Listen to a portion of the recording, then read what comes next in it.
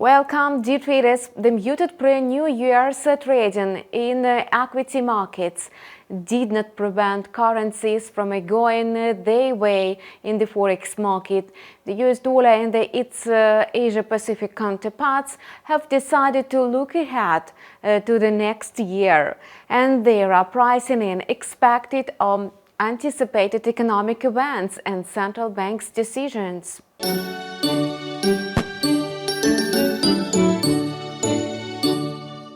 The US currency has strengthened in the past 2 years in anticipation of higher interest rates. However, the Fed has already paused for 2 consecutive meetings. In 2024, the regulator plans to reverse its monetary policy, as the FedWatch tool shows less than 20% of the market believes the US Central Bank could make its first easing as early as January. In any case, the Fed will have to act carefully to avoid a recession, and yesterday's economic reports showed a cooling of the labor market and a decline in home sales. The United States dollar also moved lower. It was under bearish pressure between 101.09 and 101.22 in Asia today. The US index has already lost more than 2% this year, against the backdrop of a roughly 15% gain over the past 2 years. This decline does not look dramatic. For the US dollar, this is only the beginning. Moreover, regulators in the Eurozone and the UK have stated that they did not intend to cut interest rates in the near future.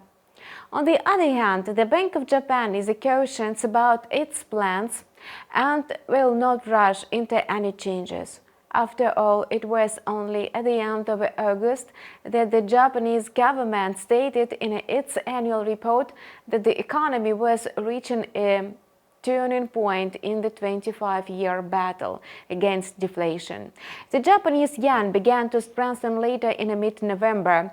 However, the main driver of the dollar-yen pair is still the US dollar, so it was its decline that became the main factor of the yen's rally at the end of 2023.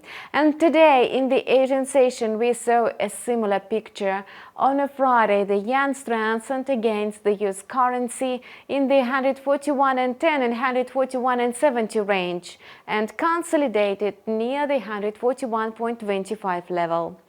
Although the dollar-yen pair is poised to end its third consecutive downtrend, the fundamental factors behind the yen strength are already clear.